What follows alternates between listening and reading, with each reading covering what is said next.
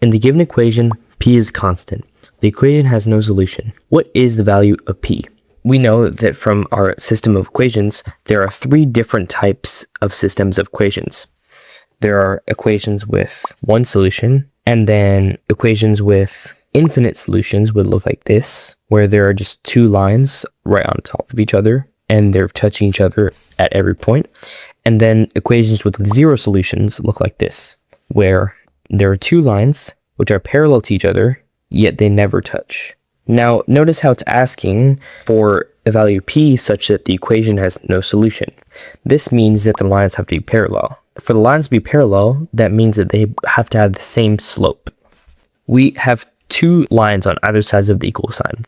We have y equals negative 3x plus 21px, and we also have y equals 84.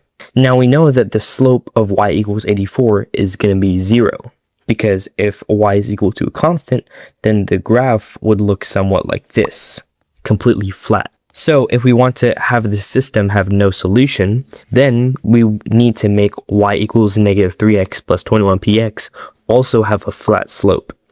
The only way to do this is to set the slope equal to 0 and make it so the m value is 0. For this to happen, we need to cancel out the negative 3x. 21px equals 3x.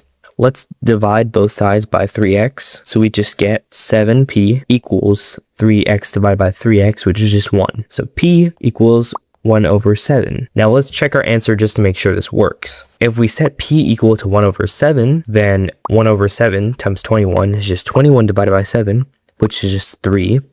So we'll have y equals negative 3x plus 3x, y equals 0, and that will look like this. Because both of these lines are flat, that means they never touch, and the equation or the system will have no solution. Therefore, our answer is p equals 1 over 7.